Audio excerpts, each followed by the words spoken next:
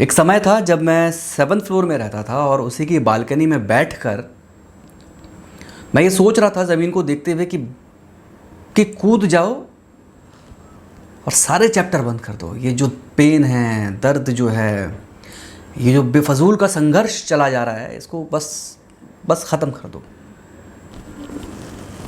ये बात मैंने किसी को बताई नहीं, सिर्फ एक इंसान को छोड़ के, और किसी दूसरे को बताने की कभी हिम्मत जुटा नहीं पाया मैं। क्यों? क्योंकि डर लगता था कि लोग मुझे ये ना बोले कि भाई कायर आदमी, कमज़ोर आदमी है, डरपोक है, लड़ना नहीं आता। जैसे हर किसी सुसाइड वाले जब हम घटना को सुनते हैं, देखते हैं, पढ़ते हैं, तो वहाँ पर हमें इस तरह के कमेंट या इस तरह की बातें सुनने को मिल जाती हैं कि फ़लाना आदमी जो है ना वो कमज़ोर था, वो लड़ सकता था, लाइफ रहती तो और नई चीज़ें कर सकता था। हम उस इंसान से सवाल करने लग जाते हैं जो अब इस दुनिया में रहा ही नहीं, जिस तक हमारी आवाज़ भी नहीं पहुंचेगी, हमारे सवाल नहीं पहुंचेंगे कि भाई तूने ऐसा क्यों किया, तू कुछ बेहतर कर सकता था। हम उन लोगों से सवाल क्यों नहीं करते हैं जिसकी वजह से उसने वो कदम उठाया। आप भी यही हैं, मैं भी यही हूँ, इसी दुनिया में रहते हैं। एक छोटा सा एग्जाम्पल देता हूँ मैं आपको। सपोज़ करो मैं गली से गुजर रहा हूँ और वहाँ पर एक लड़का है जो मुझे रोज़ परेशान कर रहा है। पहली बात तो रोज़ परेशान करने वाली बात ही नहीं होगी। क्यों? क्योंकि अगर मुझे कोई व्यक्ति, एक अकेला व्यक्ति गाली देता है मेरे को रोड से गुजरते हुए, तो मैं उसको जवाब दूंगा, क्योंकि वो अकेला है। मैं उसे जवाब दूंगा, चाहे जैसे दूं, चाहे मैं मौखिक तौर पे दूं, चाहे मैं अपना हाथ का इस्तेमाल करते हुए दूं, लेकिन जवाब ज़रूर दूंगा। लेकिन वहीं पर अगर उसके साथ 6 लोग खड़े हो जाए और मैं रोज़ वहाँ से आ जा रहा हूँ और रोज़ वो मुझे कुछ गंदा गंदा बोलेंगे, तो कहीं ना कहीं मैं मानसिक तौर पर कमज़ोर पड़ूंगा ही पड़ूंगा, क्योंकि बिगाड़ उनका कुछ सकता नहीं, जवाब उनको मैं दे सकता नहीं। तो जो वो चीज़ें मुझे मिलती जा रही हैं रोज़मर्रा की ज़िंदगी में, वो कहीं ना कहीं मुझे मानसिक तौर पे ना डिस्टर्ब करना शुरू कर देंगी। और फिर कभी कहीं जाके इस तरह का कदम उठाया जाता है, या तो आदमी उन्हीं को मारेगा या फिर वो खुद ही मरेगा। हर कोई इतना सक्षम नहीं होता ना कि किसी दूसरे की जान ले ले। कई बेचारे अपनी मानसिक अवस्था इस हद तक खो देते हैं कि वो ना चाहते हुए अपनी जान दे देते हैं। तो जो हम ये केसेस सुनते हैं ना कि फलाने ने सुसाइड कर लिया, ढिमकाने ने सुसाइड कर लिया, वो कोई 1 या 2 दिन की बात नहीं है। उसके पीछे शायद महीनों का, शायद सालों का जो मानसिक टॉर्चर उस इंसान को मिल रहा होगा ना, उसके बाद जाके इस तरह का कदम उठाया जाता है। तो प्लीज़ ऐसे लोगों को कमज़ोर बोलना बंद करो यार। मैं बताऊँगा अभी धीरे धीरे आपको चीज़ें डिटेल में थोड़ा सा। ऐसे लोगों को कमज़ोर बोलना बंद करो, क्योंकि कमज़ोर ये नहीं है, कमज़ोर तो वो है जो झुंड में किसी एक को इस तरह से टारगेट कर रहे हैं, जिनकी वजह से एक आदमी इस तरह का कदम उठाता है। गलत जगह सवाल करते हो। मैं सिर्फ आप ही की बात नहीं कर रहा, उसमें मैं भी हूँ, हम सब हैं उसमें। हम गलत जगह गलत इंसान से सवाल करते हैं, हम सही जगह सही इंसान से कभी सवाल नहीं करते। हमारे अंदर उतनी हिम्मत ही नहीं होती, उतनी कुव्वत ही नहीं होती। जो मर गया हम उससे सवाल कर रहे हैं, लेकिन जिनकी वजह से वो मरा है हम उनसे कभी सवाल नहीं करते। अगर हम करते तो ये एक के बाद एक सुसाइड्स हमारे सामने नहीं मिलते हमें। ये सिर्फ फिल्म इंडस्ट्री की बात नहीं है कि ऐसा सिर्फ फिल्म इंडस्ट्री के अंदर होता है। बहुत सारी ऐसी जगह, बहुत सारे ऐसे इंस्टीट्यूट्स होते हैं, बहुत सारे ऐसे कॉरपोरेट सेक्टर्स हैं जहाँ पर इस तरह की चीज़ें होती रहती हैं। हम देख कर नज़रअंदाज करते हैं, हम सुनकर अपने कान बंद कर लेते हैं। ऐसा नहीं है कि यार आप लोगों ने ये चीज़ें कभी अपने ऑफिस में, अपने अड़ोस पड़ोस में या अपने स्कूल कॉलेजेस में इस तरह की चीज़ें नहीं देखी होंगी। मैंने भी कई बार आंखें बंद की है, शर्म है मुझे इस बात पर। थिएटर क्या करता था मैं दिल्ली में, मैंने ऐसे बहुत सारे वहाँ पर एक्टर्स देखे हैं जिनके संग ना इस तरह की चीज़ें हुई हैं, जिनको मानसिक तौर पे ना बहुत प्रताड़ित किया गया है। सिर्फ इसलिए क्यों? क्योंकि वो डायरेक्टर की जो है ना, मतलब जो उसकी चाहत है किसी भी तरीके से वो पूरी नहीं कर पा रहा है। तो डायरेक्टर ना उसको ये बताना शुरू कर देता है धीरे धीरे, ना सिर्फ अपने जरिए बल्कि उनके साथ डायरेक्टर के संग जो 5-6 वो होते हैं ना, पिट्ठू टट्टू जो मर्जी बोलो, जो तलबे चाटने में बिलीफ रखते हैं, जिन्हें लगता है कि वो तलबे चाट कर आगे बढ़ जाएंगे, वो सारे मिलकर ना उन एक्टर्स को ना ऐसा जाल कसते थे कि मानसिक तौर पे ना वो अपना आपा खो बैठते थे। वही एक्टर जब तक अपने टैलेंट पर अपने आप को आगे दिखा सकता था कि मैं बेहतर हूँ, तब तक उसको पूछा जाता था। लेकिन एक समय आता था जब डायरेक्टर अपनी उससे कुछ डिमांड रखता था, जब वो पूरी नहीं होती थी तो डायरेक्टर उसको ये बताना शुरू करता था कि तुम वर्थलेस हो, तुम अच्छा एक्टर नहीं हो, तुम अपना समय ख़राब कर रहे हो, 10 तरह की और चीज़ें। वो जूझता था इन चीज़ों से। मैंने ऐसे बहुत सारे एक्टर देखे हैं, बहुत सारे ऐसे एक्टर देखे हैं जो डिप्रेशन में आ जाते थे। मेरे थिएटर के दिनों की बात कर रहा हूँ मैं, अभी मुंबई वाले पार्ट को तो मैंने अभी तक छेड़ा ही नहीं है। उसमें सिर्फ वो डायरेक्टर अकेला नहीं होता था, उसके वो 5-6 भाड़े के टट्टू भी होते थे जो इस तरह की हरकतें करते थे। भगवान जाने उनको कौन सी जन्नत मिलने वाली है, उनके दिल को किस तरह से सुकून मिलता होगा किसी एक को इस तरह से परेशान करके। ये तो बात रही थिएटर की। अब बात करता हूँ मैं ऑफिसेज़ की। मैं जानता हूँ ऐसे काफ़ी सारे लोगों को जिनसे मेरी बातें हुई हैं, और समय दर समय पहले भी हुई है, अभी भी होती हैं, आगे भी होंगी। आप लोग भी जानते हैं ऐसे लोगों को, आप लोग भी आंखें बंद कर लेते हैं ऐसे लोगों को देख के। क्या आपके साथ, आपके जिस भी जगह आप जॉब कर रहे हैं, क्या वहाँ पर हो सकता है ये चीज़ आपके संग भी हुई हो कि आप प्रतिभाशाली हैं या आपका जो कलीग है वो प्रतिभाशाली है, अपने टैलेंट के दम पे वो आगे बढ़ रहा है, लेकिन वहाँ पर उसके सीनियर्स होते हैं, उसका बॉस होता है जिसकी उस पर नज़र होती है कि नहीं यार ये आगे नहीं बढ़ना चाहिए, अगर ये आगे बढ़ेगा तो इससे मेरी कुर्सी पे खतरा पड़ेगा। सो किस तरह से बॉस उस एम्प्लॉय को परेशान करता है, और जो उसके ख़ास किस्म के जो बॉस के जो जूनियर्स होते हैं वो भी उस एम्प्लॉय को परेशान करते हैं, किस तरह का मेंटल लेवल पे टॉर्चर करते हैं। क्या ये होता नहीं है? लेकिन हम जो ये सब देख रहे होते हैं, जब तक वो आदमी कोई गलत कदम ना उठा लेना तब तक हम अपनी आंखें ना बंद करके रखते हैं। हम भी तो इंतज़ार करते हैं कि बंदा झूल जाए एक बार, फिर हम बोलेंगे नहीं यार उसके संग गलत हुआ यार, ऐसा होता था उसके साथ ऑफिस में। अरे मुझे पता है सारी बात अंदर की, मेरे से पूछो। और हम किसी एक कोने को पकड़ के उस इंसान को, किसी दूसरे इंसान को फिर वो पूरा किस्सा बताते हैं। हमारे अंदर इतनी कुव्वत ही नहीं होती कि हम 100 लोगों के सामने जाके ये बात बोल सकें कि नहीं उस इंसान के संग गलत हुआ। 2 लड़कियां हैं मेरी बहुत अच्छी दोस्त हैं, नाम नहीं लूँगा, मैं उन दोनों के किस्से बताता हूँ। लड़कियों के संग ये चीज़ें ज़्यादा होती हैं इस तरह की जगहों में। मेरी एक फ्रेंड थी, उसके ऑफिस में एक किसी दूसरी कंपनी से कोई बंदा आया करता था काम के सिलसिले में। वहाँ पर जो बॉस था उससे उस व्यक्ति के संबंध थोड़े कहीं किसी मोड़ पे ख़राब हो गए। तो उस बॉस ने मेरी उस दोस्त को बोला कि तुम जिस कंपनी से ये आता है उनको ये शिकायत करोगी कि ये तुमसे गंदी बातें करता है, ये तुमसे गलत तरीके से फ्लर्ट करता है, ये तुम बोलोगी। ये प्रेशर मेरे उस दोस्त को पर बनाया गया ये बोलने के लिए। ईमानदार लड़की थी, मना कर दिया साहब कि सर मैं ये नहीं कर पाऊँगी, मैं किसी की ज़िंदगी ख़राब नहीं कर सकती सर। वो लड़की को ना कंपनी से बड़े प्यार से ना निकाल दिया गया। एक और मेरी फ्रेंड है, उन्होंने आवाज़ उठाई थी। किस बात पर? उनकी कंपनी का बॉस ना अपने जूनियर से बदतमीज़ी करता था।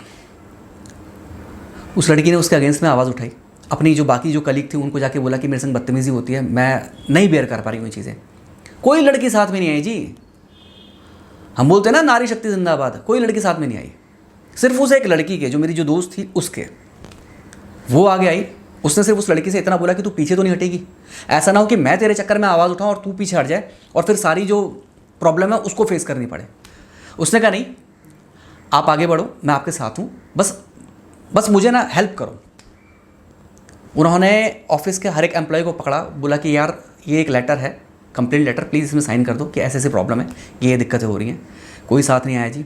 बमुश्किल 2-3 लड़कियां आई, बात ऊपर गई, मीटिंग बैठी, और उस बॉस ने जिसके संग उसने बदतमीज़ी करी उसे तो कुछ नहीं कहा, लेकिन जो लड़की उसके सपोर्ट में, फेवर में खड़ी हुई थी, उसको बोला कि इस कंपनी से निकलने के बाद मैं देखता हूँ कि मुझे तेरे साथ क्या करना है। ये चीज़ें होती हैं, हम ना आंखें बंद कर लेते हैं। हम कभी ना ऐसे लोगों के लिए ना आगे आके खड़े नहीं होते हैं। मुझे लगता है ना ये वो मोमेंट है कम से कम अब, कि हमें सुसाइड करने वाले पर सवाल नहीं करना है, हमें सवाल ऐसे लोगों पर करना है जो एक इंसान को टारगेट करते हैं, उस पर मानसिक दबाव बनाते हैं और वो इस तरह का कोई कदम उठा लेता है। हमें ऐसे लोगों से सवाल करना है ताकि सही आदमी सही जगह पर पहुंच सके। वो सही आदमी सही जगह पर नहीं पहुंच पाता है तो खामियाजा फिर उसी को भुगतना पड़ता है और उसके परिवार को भुगतना पड़ता है। हम और आप तो साहब 2 दिन 3 दिन इस पर डिस्कशन करेंगे, उसके बाद हम भूल जाएंगे। और मेरी आपसे प्रार्थना है कि ये जो टॉपिक है ना, इसको ज़िंदा रखना मेरे भाई, प्लीज़ इसको ज़िंदा रखना, ताकि और किसी को ना अपनी जान देके ना कुर्बानी ना देनी पड़े, अपने सपनों की, अपने परिवार की और बहुत सारी चीज़ों की। जो लोग बोलते हैं ना कि यार ठीक है रिजेक्शन ही तो था, और कुछ कर सकता था, मैं बताता हूँ सर होता क्या है। थिएटर क्या करता था मैं दिल्ली में, सुबह से शाम काम करता था, फिर थिएटर जाता था, 4 बजे थिएटर लगता था मेरा, 4 बजे से रात के 9 बजे तक प्रैक्टिस होती थी, फिर 9 बजे वहाँ से निकलता था, घर पहुँचते पहुँचते 10:30-11 बजते थे। ये दिनचर्या मेरी 3 से 3.5 साल रही है। फिर मैं मुंबई आया अपने सपनों को पूरा करने के लिए। शुरू में मैंने कुछ अच्छे काम किए, मतलब एड फिल्म्स वगैरह मैंने किए, मुझे मिले। किस्मत ऐसी रही कि पता है, लोग ना सुनना बर्दाश्त नहीं करते कि यार मुझे ना कैसे बोल दिया। इतनी बुरी चीज़ है ना लोगों का ईगो। साला एक लड़के को अगर एक लड़की मना कर देना कि नहीं भैया मैं तुम्हारे साथ रिलेशनशिप में नहीं आ सकती हूँ, कि मुझे तुमसे प्यार नहीं भैया, तुम्हें मुझसे प्यार है, तुमने मुझे प्रपोज किया बट मुझे तो तुमसे नहीं है ना, मेरे अंदर तो फीलिंग्स नहीं है ना, तो जब मेरे अंदर तुम्हारे लिए फीलिंग नहीं है तो मैं कैसे उस रिलेशनशिप को हाँ बोल दूँ। उस लड़की की ज़िंदगी नरक बनाने में ना उस ईगो के चलते लड़का सोचता नहीं है। यहाँ बात सिर्फ लड़के लड़के की नहीं है, तो ईगो की बात कर रहा हूँ। मैंने किसी के प्रोजेक्ट मना कर दिए ना कि सर मैं ये नहीं कर पाऊँगा, तो वो उनके ईगो पे लग जाती थी, या सर मैं इसको इतने पैसे में नहीं कर पाऊँगा, तो वो उनके ईगो पे लग जाती थी। फिर वो क्या करते थे, वो अपने जो बाकी साथ के जो कास्टिंग डायरेक्टर्स होते थे उनको बोल देते थे कि इस लड़के को ना मार्क कर लो, इसको काम नहीं देना है। उन्हें लगता था कि इसके अंदर घमंड आ गया है। अरे काम ना करने के बहुत सारे रीज़न हो सकते हैं यार, आपको मना करने के बहुत सारे रीज़न हो सकते हैं, आपको नहीं दिख रहा होगा, तो क्या आप उसका करियर बर्बाद कर दोगे। मैं सभी कास्टिंग डायरेक्टर की बात नहीं कर रहा, और ना ही मैं सभी जो बॉस होते हैं कंपनीज़ में, ना मैं उनको बोल रहा हूँ, लेकिन जो कुछ गिने चुने होते हैं ना उनकी वजह से बहुत नुकसान होता है साहब, बहुत नुकसान होता है। मेरे सालों साल बर्बाद हो गए, मैं सालों साल भूखा रहा हूँ। मैं दिन में अपने घर से निकलता था ऑडिशन देने के लिए, मेरा मन नहीं करता था कि मैं मेरे घर से भीख मांगूँ। सॉरी ये गलत वर्ड यूज़ कर रहा हूँ मैं, मेरा मन नहीं करता था कि मैं मेरे घर से पैसा मांगूँ, कि मुझे सर्वाइव करने के लिए पैसा चाहिए। मुझे लगता था कि यार मेरी वो उम्र है कि मुझे कमा के मेरे घर में देना है, और आज के टाइम पे मैं मेरे घर से पैसा कैसे मांग लूँ। 6-6 किलोमीटर दिन की सड़ी गर्मी में ना मैं पैदल चल के जाता था ऑडिशन देने के लिए, और एक ऑडिशन नहीं देना होता था। अगर आप घर से निकले तो 3-4 ऑडिशन तो आप जाके दो, या 3-4 जगह जाके तब जाके शायद कहीं कुछ छोटा मोटा काम आ जाता था। मैं पैदल चल के जाता था 6-6 किलोमीटर दिन की सड़ी धूप में कि भाई ऑडिशन दूंगा। साल, और ऐसा एक दिन नहीं होगा जिस दिन मैं घर से नहीं निकलाऊंगा। 1 साल, 2 साल, 3 साल, मतलब 2-3 साल तो मेरे जीवन के ना सुनते सुनते ऐसे निकल गए, मुझे पता ही नहीं चला कि मेरे जीवन के 3 साल गए तो गए कहाँ। सिर्फ इसलिए क्योंकि मैंने किसी के दिए हुए काम को मना कर दिया कि सर मैं ये नहीं कर पाऊंगा। वो भी मेरी कुछ मजबूरी थी, मैं किसी और प्रोजेक्ट में लगा हुआ था। उन लोगों ने मुझे बोला कि नहीं अभी आप जो है काम कर सकते हो कहीं और, अगर आप करना चाहो, ये फ्री टाइम है, क्योंकि शूट शुरू होने में अभी टाइम है। मैं ऑडिशन दे के आ गया। उसके बाद उन्हीं लोगों का मेरे पास कॉल आया कि अगले महीने से शूट शुरू होने वाला है, और जिसका मैंने ऑडिशन दिया था उसका कॉल जब आया तो डेट क्लैश हो रहे थे। तो मैंने उनको समझाने की कोशिश करी, बट नहीं, वो सेम चीज़, ईगो क्लैश कर गया उनका, तो करियर खा गए साहब। 3 साल कोई काम नहीं था, छोटा मोटा कुछ आ गया जिससे थोड़ा बहुत पैसा आ गया, ठीक है। 20-25 हज़ार में आप साल कैसे काट सकते हो, ज़रा मुझे आप ये बताओ। मेरी फैमिली मुझे बोलती थी पैसे हैं, मैं बोलता था हाँ पैसे हैं। मैं ऐसी ऐसी जगहों में रहा हूँ ना कि रूह कांप जाए, पैसे नहीं होते थे, किराया कैसे भरूँगा। मैं कभी अच्छी जगह में नहीं रहा, मैंने कभी अपने घर पे नहीं बताया कि मैं किन जगहों में रहता हूँ, मैंने कभी उनको नहीं बताया कि मैं किस तरह से सर्वाइव कर रहा हूँ, मैंने कभी उनको नहीं बताया कि मैं कितने कपड़े पहनता हूँ। 2 जोड़ी कपड़े लेके घर जाता था मैं अपने, सिर्फ 2 जोड़ी कपड़े लेके, अच्छे से। मेरे घर वाले बोलते थे कि, और वो भी बहुत अच्छे नहीं होते थे, ठीक ठीक ही होते थे वो, तो मेरे घर वाले मुझे बोलते थे कि तू ढंग के कपड़े लेके नहीं आता है, पैसे नहीं है हम दे देते हैं। तो मैं उनको बोलता था नहीं मेरे पास ना मुंबई में कपड़े पड़े हुए हैं, वो तो यहाँ तो अपने ही घर आ रहा हूँ ना, तो ठीक है ऐसे ही बन के आ जाता हूँ मैं करके। उन्हें क्या पता होता था कि मेरे पास मुंबई में कपड़े ही नहीं होते थे। तो ये सारी चीज़ें होती हैं, लोग अपने ईगो के चलते ना करियर तबाह कर देते हैं। ऐसे ही एक बार मेरे पास एक कॉल आया था कि शायद उनको अर्जेंसी में कॉल किया था उन्होंने, रात के टाइम पे कॉल आया था कि कल हमारा एक शूट है, सिर्फ 1 दिन का काम था। मेरा मन नहीं था वो 1 दिन का काम करने का, और जो पैसे वो दे रहे थे उस पैसे में मेरा बिल्कुल मन नहीं था, बिल्कुल मन नहीं था। एक एवरेज, एक मिनिमल अमाउंट मैंने उनसे मांगा था कि सर अगर मैं आपके इस काम को करने को तैयार हूँ, बट मुझे इतना पैसा तो दो। ईगो पे लग गई। उस भाई ने मुझे ये बोला तू कौन सा राम कपूर है जो तू अपने मन का डिमांड कर रहा है। मैंने कहा भाई क्यों, क्या दिक्कत क्या है इसमें। मैंने कहा आप ये तय कर सकते हो कि आर्टिस्ट को कितना पैसा देना है, लेकिन ये आर्टिस्ट क्यों नहीं तय कर सकता कि उसको कितना पैसा लेना है। और मैंने कोई लाखों में तो मांगा नहीं है, मैंने तो बहुत छोटा सा अमाउंट मांगा है जो आपकी जेब से नहीं जाएगा, जो प्रोडक्शन की जेब से जाएगा। तो आपका ईगो क्यों हर्ट हो रहा है। उस बंदे ने उस वक्त मुझे बोला था कि तेरा करियर खा जाऊंगा, मैं देखता हूँ तेरे को आगे काम कैसे मिलेगा। यकीन मानो मुझे काम नहीं मिला, मैं कितना डिप्रेस रहूँगा। अगर किसी एक आदमी को एक जगह इंटरव्यू देने गया, उसको वहाँ पे ना सुनने को मिल जाए ना, वो बंदा परेशान हो जाता है, तिलमिला जाता है। और अगर उसको 10 इंटरव्यू में बोल दिया जाए कि नहीं भैया तुम इस काबिल नहीं हो कि तुम्हें हम अपने यहाँ रख सके, सोचो उसकी क्या हालत होगी। मैंने सालों साल रोज़ ये ना सुनी है। ऐसा मैं अकेला आर्टिस्ट हूँ, मुंबई में ऐसे बहुत सारे आर्टिस्ट आपको मिल जाएंगे जो सालों से इस तरह से ना सुनते हुए ना, और जिनके मन में इस तरह के थॉट्स आ जाते हैं। तो मेरे भी मन में उस दिन, इतने सालों से मैं ना सुनते आ रहा था, एक ऐसा समय आया जब मैंने घर से निकलना ही बंद कर दिया। मैंने कहा यार जब मुझे ना ही सुननी है बाहर, तो मैं घर से बाहर निकलूँ क्यों यार, कि मुझे काम दो करके, या मैं अच्छा काम कर सकता हूँ करके। मैंने अपने आप को घर में बंद कर लिया। मेरे जो रूममेट्स थे वो तो चले जाते थे ऑडिशन देने, बट मैं नहीं जाता था, मैं घर के अंदर रहता था। कभी खिड़की में बैठ जाता था, खिड़की में हालांकि ग्रिल लगे होते थे तो वहाँ से तो आप ऐसा कुछ सोच भी नहीं सकते। वो एक शाम थी जिस दिन मुझे लगा नहीं यार, मेरे को ना ऐसा अंदर घुटन सी होने लगी थी यार, ऐसा जैसे किसी ने मेरा गला दबा दिया हो। मैं रोना चाहता था, मैं रो नहीं पा रहा था यार। मैं ये सोचता था कि अच्छा काम तो करता हूँ मैं, ठीक ठाक एक्टिंग कर लेता हूँ, तो मुझे काम क्यों नहीं मिल रहा है। सब कुछ छोड़ के आया था, अपने परिवार को छोड़ के आया था। मैंने किसी और फील्ड पे ध्यान नहीं दिया, मैंने कोई और कोर्स नहीं किया, मैंने सिर्फ एक्टिंग पे फोकस किया। मैंने थिएटर किया, मैंने मुंबई में आके टाइम बिताया। ऐसा भी नहीं था कि मैंने मेहनत नहीं की, मैंने जम के मेहनत की, फिर भी मेरे हाथ में रिजल्ट क्यों नहीं था। 3-4 साल जीवन के, 3-4 कहाँ, तब तक 4-5 साल बीत चुके थे। नहीं समझ में आ रहा था यार क्या करना है करके, घुट गया था मैं, रोना चाह रहा था, रो नहीं पा रहा था।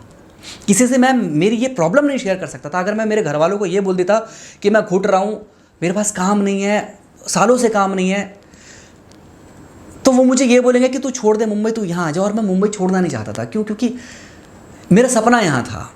मेरे घर वाले बेचारे जब जब वो महीनों में कभी, क्योंकि पापा के पास भी इतना टाइम होता नहीं था, मम्मी बैंक जाती नहीं थी, जब कभी महीनों में वो महीने 1.5 महीने में बैंक जाते थे, मेरी पासबुक उनके पास रहती थी, वो उसमें एंट्री कराते थे, तब उनको पता लगता था कि इसके पास तो पैसे ही नहीं है। फिर वो पैसे डालते थे, फिर वो मुझसे पूछते थे कि तेरे पास पैसे नहीं थे, तू कैसे सर्वाइव कर रहा है। फिर मैं उनको बोलता था कि नहीं नहीं ऐसा कुछ नहीं है, पैसे भी रिसेंटली ख़त्म हुए, मुझे ज़रूरत होती तो मैं आपको बोलता। पर हकीकत ये कि मेरे अंदर इतनी हिम्मत नहीं होती थी कि मैं उनको ये बोल सकूँ पापा पैसे दे दो ना।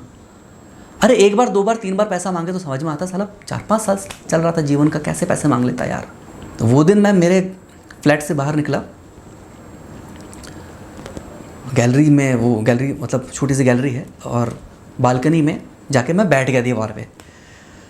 सिर्फ इतना था कि अगर मैं हल्का से ऐसा होता तो मैं नीचे होता, और मैं सिर्फ ज़मीन को देख रहा हूँ। और मेरे मन में लगातार ये सब चल रहा था कि नहीं हो पा रहा बर्दाश्त यार, क्या करूँ यार, अब नहीं, मैं वो दर्द नहीं ले पा रहा हूँ। बहुत मेहनत की मैंने अपने टैलेंट को निखारने के लिए, फिर भी मेरे को वो चीज़ें नहीं मिल पा रही हैं यार। एक्सट्रीम तो छोड़ दो यार, मेरे को बेसिक लेवल पे चीज़ें नहीं मिल पा रही थी किसी और के ईगो के चलते। तो उस मोमेंट में मैं सोच रहा था मैं कूद जाऊँ। सडनली पता नहीं ऐसा क्या हुआ कि मुझे मेरे मम्मी पापा की ना एक इमेज जो है ना वो यहाँ पर दिखने लगी। सडनली मुझे उनकी याद आ गई, और सडनली वो एक थॉट मेरे दिमाग में आया कि अगर मैं यहाँ से कूद जाता हूँ, कल इनको कौन देखेगा। मैं कांप गया, मैं उसी वक्त रुक गया, और बहुत धीरे से मैं पीछे की तरफ उतरा। डर लग रहा था, 7th फ्लोर था, खुदा ना खासा कुछ ऊंच नीच हो जाती तो मैं नीचे। मैं उतरा, धीरे से फ्लैट में घुसा, अपने बाथरूम में गया, नहाना शुरू किया, और नहाते नहाते बस मैं रो रहा था, बेइंतहा रो रहा था। धीरे धीरे अपने आप को संभाला, 1 दिन 2 दिन 3 दिन 4 दिन 5 दिन महीने, कि मुझे ये सब नहीं सोचना है, मुझे जीना है, मुझे बेहतर करना है। मेरे अंदर वो नहीं था, अब मेरे अंदर वो नहीं था कि मुझे किसी को दिखाना है। जब मैं दिल्ली से मुंबई की तरफ आया था तो मेरे मन में ये था कि नहीं, मुझे दुनिया को दिखाना है यार, मैं ये कर दूंगा, मैं वो कर दूंगा। लेकिन ये जो मेरा दूसरा जीवन शुरू हुआ ना उस मोमेंट के बाद, तब मेरे दिमाग से ना ये निकल गया कि मुझे किसी और को दिखाना है। तब मेरे दिमाग में ये था कि नहीं, मुझे जीना है यार, मुझे अपने पे फोकस करना है, मुझे उन पर फोकस करना है जो बेचारे मुझ पर फोकस करके बैठे हुए हैं। मेरे मम्मी पापा, मेरी बहन, मेरे रिलेटिव, मेरे वो दोस्त, जिन माँ बाप से मैंने कभी ये चीज़ शेयर ही नहीं करी कि मैं किस चीज़ से गुजर रहा हूँ। काश मैं शेयर करता तो शायद मैं इस चीज़ से बहुत पहले निकल जाता। सबसे अच्छे दोस्त होते हैं माँ बाप, उन्हीं मम्मी पापा की उस इमेज से मैं रुक गया, वो गलत काम करने से। वो 1 दिन 2 दिन का रिजेक्शन नहीं था जो मैं कदम उठा रहा था, वो महीनों सालों पुराना वो रिजेक्शन था जो मुझे उस सिचुएशन में लेके आ गया था। मुझे दिन लगे, मुझे महीने लगे वापस से अपने आप को रिकवर करने में। मैंने वर्कआउट करना चालू किया, मैंने वापस से लोगों से मिलना शुरू किया, जो दोस्त थे, जो बाकी जो स्ट्रगलर दोस्त थे। मैंने ऑडिशन देने पर फोकस ही नहीं किया कि मेरे को अब ऑडिशन देना है। मैंने कहा नहीं भाई, जिंदा रहा तो चीज़ें करेंगे। मेरा सिर्फ उस वक्त ये फोकस था कि मुझे रिकवर करना है, मुझे बेहतर बनना है, मुझे दिमाग से हेल्दी रहना है। मैंने रास्ते ढूंढने शुरू किए फिर कि मुझे ऐसे तो काम नहीं मिल रहा है, मैं ऐसे तो सर्वाइव नहीं कर पाऊंगा दूसरे के सामने ऐसे हाथ फैलाने से, तो फिर मैं क्या करूं। जब बहुत बार जब आप ये सवाल अपने आप से करते हो ना कि मैं बेहतर क्या कर सकता हूं, तो फिर आपको कहीं एक उम्मीद की किरण नज़र आती है। तब मुझे ये महसूस हुआ कि नहीं, तब मुझे ये पता लगा, मैंने ये देखा सुना कि यूट्यूब में, मतलब यूट्यूब करके एक ऐसा प्लेटफॉर्म है जहाँ पर आप पैसा भी अर्न कर सकते हो और जो आप करना चाहते हो वो भी कर सकते हो। तब फिर मैंने छोटे छोटे वीडियोस क्रिएट करने शुरू किए। तब फिर उन वीडियोस के थ्रू मैं आप लोगों तक पहुंचा, आप मुझ तक पहुंचे। पहले से बेहतर जी रहा हूँ। मैं ये नहीं कह रहा कि मैं बहुत अच्छा जी रहा हूँ, बट मैं पहले से बेहतर जी रहा हूँ। मेरा परिवार मेरे से खुश है, मैं मेरे परिवार से खुश हूँ। मैं इस बात के पक्ष में नहीं हूँ कि सुसाइड जो है वो समाधान है। नहीं, सुसाइड बिल्कुल कोई समाधान नहीं है। आपको उसके पार आके सोचना पड़ेगा। अगर आपका एक दरवाज़ा बंद हो रहा है तो आपको दूसरे, तीसरे, चौथे दरवाजे की तरफ फोकस करना पड़ेगा। लेकिन साथ ही मैं ये भी बोल रहा हूँ आप सभी लोगों से कि हम जो सवाल उनसे उठाते हैं जो जा चुके हैं इस दुनिया से, बजाय हमें उनसे सवाल करने चाहिए जिन्होंने वो हालात पैदा किए। ये एक मोमेंट है, इसको मरने मत देना मेरे भाई। इस मोमेंट को ना मरने मत देना। ये सवाल ना लगातार पूछना जब तक इन सवालों के जवाब ना मिले, ताकि फिर किसी को ना ये दिन देखना ना पड़े, ताकि फिर किसी और परिवार को ना इस तरह से टूटना ना पड़े। मैं सिर्फ इंडस्ट्री की बात नहीं कर रहा, मैं हर जगह की बात कर रहा हूँ। चाहे वो कोई इंस्टीट्यूट हो, चाहे वो कोई कॉर्पोरेट सेक्टर हो, चाहे कोई भी सेक्टर हो, कोई भी इंडस्ट्री हो, वहाँ पर किसी दूसरे के संग इस तरह का अन्याय ना हो। किसी दूसरे की ईगो के चलते किसी दूसरे को अपने प्राण ना त्यागने पड़े। बोल नहीं पा रहा हूँ यार। आई होप कि आपको मेरी बात समझ में आई हो। नमस्कार।